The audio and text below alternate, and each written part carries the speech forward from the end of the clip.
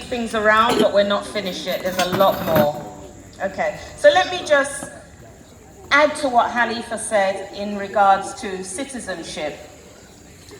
And we have come home as Africans, the descendants of the enslaved, and we regard this as our home, and we regard ourselves as Africans, not anything else but straight Africans, because if you chart the journey, we came from here. Gambia, Ghana, Liberia, Sierra Leone, wherever you want to place yourselves as Africans, we came from here. So these other labels that we've been forced to carry, you know, African Caribbean, Black British, African American, they're not our true titles. We are Africans. And when we come home, we want to be welcomed as Africans as well. So let me just read a little something that Halifa and I have been working on in terms of starting this citizenship program. And when I approached Halifa, it was really to seek his support to speak to the government about citizenship for us. He's right, we have to carry aliens cards. I'm not an alien, you're not an alien. And it's not something that we should succumb to in terms of carrying these cards, because it doesn't make us feel as though we are accepted here. But, you know, once we are citizens, and it will happen one day, and it will happen for us, our children, and our children's children. We're not just looking at citizenship for ourselves this generation, but for generations to come also. So what we have decided is that Africans are returning home en masse. And the more we become enlightened about their history and their heritage, is the more they come to live and return on the continent, including Gambia. So there's other places, but Gambia is one of them as well. And that's why most of us are here. However, although many of us regard ourselves as Africans, it appears in the sight of the Africans at home that we are merely regarded sometimes as dark Europeans. And you may laugh at that, but that's true. I've been called Tubab on several occasions. And it's not because my skin is white, but it's because I come from the West. And we're often called Tubab, which is quite hurtful, and the least to say it's disrespectful. And it was our ancestors who were forcibly removed from Africa and taken to the diaspora. It wasn't their choice. The descendants of the enslaved have been contributing to the continent for decades, especially through education. We have benefited from the knowledge of scholars, such as Eric Williams, who was an Oxford scholar and graduate. And remember, he was the first Prime Minister of Trinidad and Tobago. And when he was at Oxford, he did a PhD, which focused on capitalism and slavery, a seminal piece of work. And if you ever get the chance, please read that book. We've also got scholars like Chancellor D. Williams, who wrote a must-read reference book on the destruction of the African civilization. And that book charts the history of African traditions, customs, and practice before others came into our continent and forced us to change our ways. We've got Ivan van Sertima, who concentrated on the role of Africans and the way they traveled and navigated around the world. His book dispels the false narrative about Christopher Columbus and his adventures in the Americas by telling our story truthfully. These are just a few to name, but many diasporans have been and continue to contribute to the development of Africans resident on the continent or not.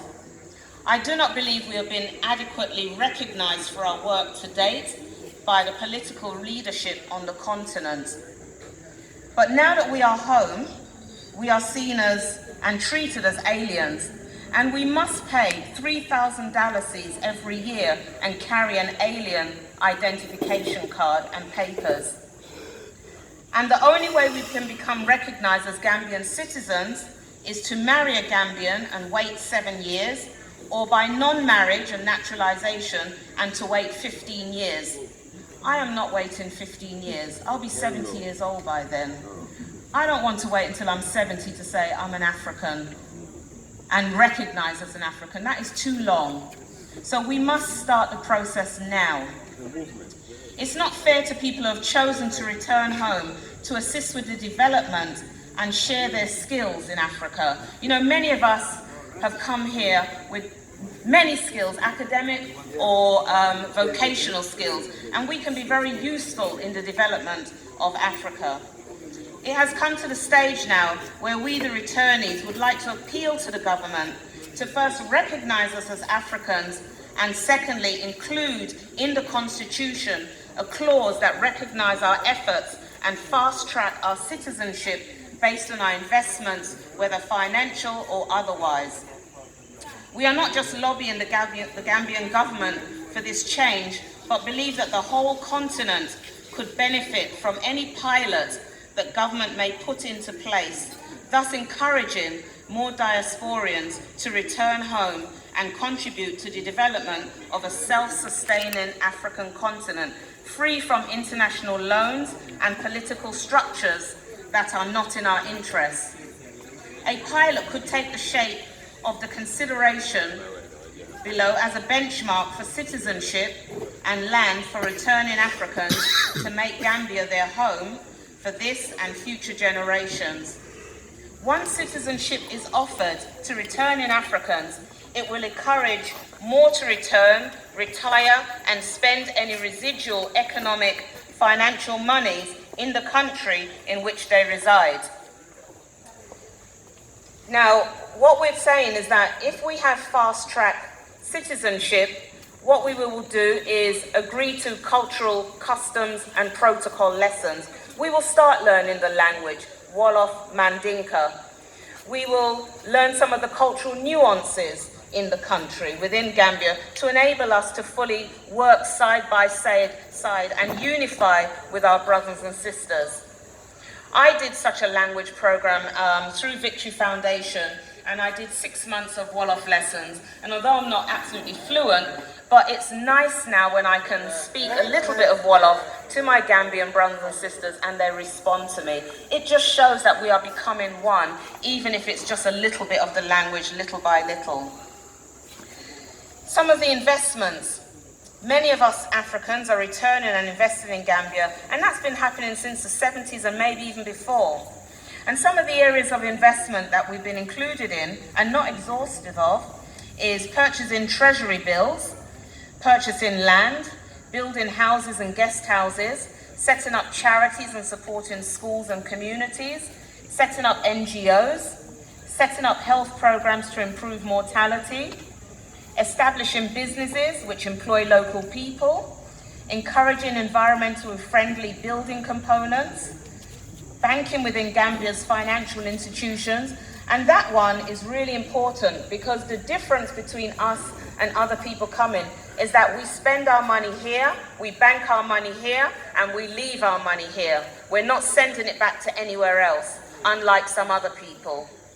We purchase local materials and resources when we're building our houses, thus contributing to the economy, and even setting up museums. I don't know if you know, but we have a Black History Museum somewhere between Tangi and Sanyang. The creator was supposed to be here today, but he didn't come. But it's something that we will be promoting in the near future. So as you can see, many are returning and investing.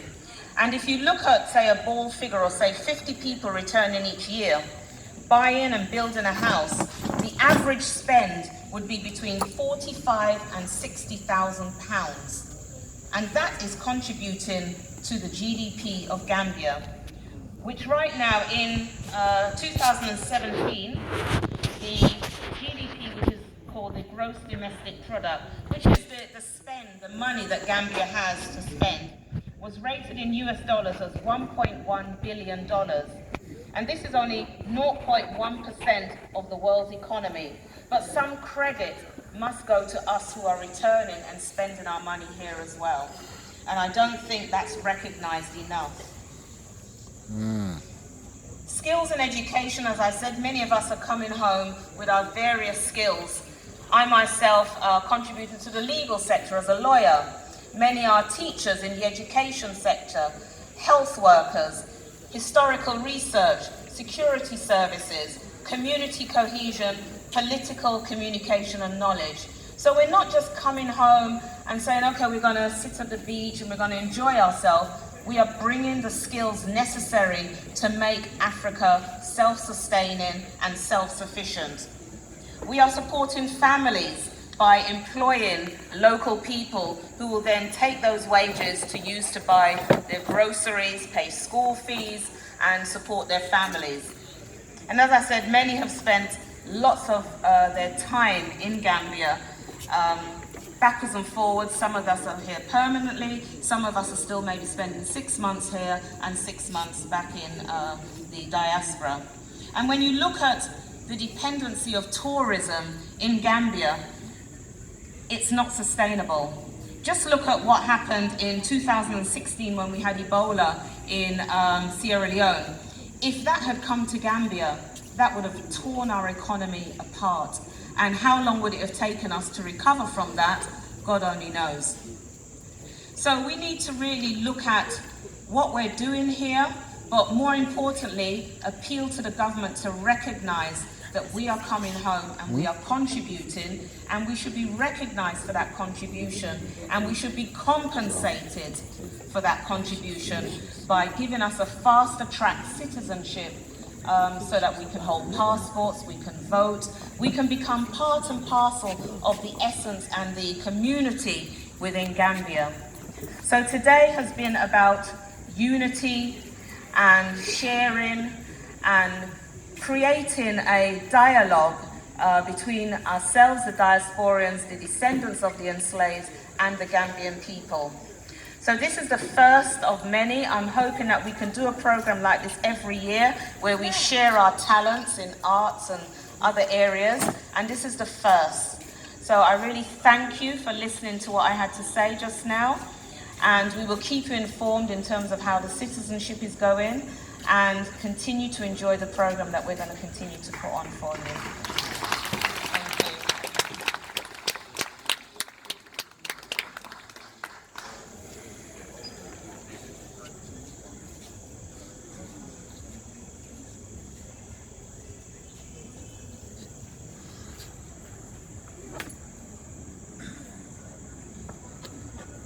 Right. Good evening.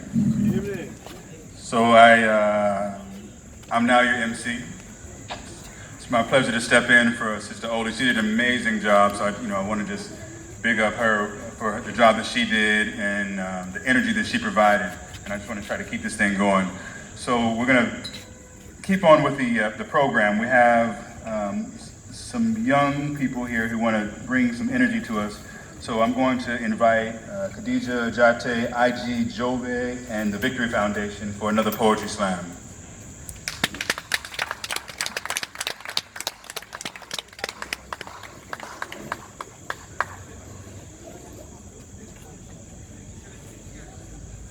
Maxim.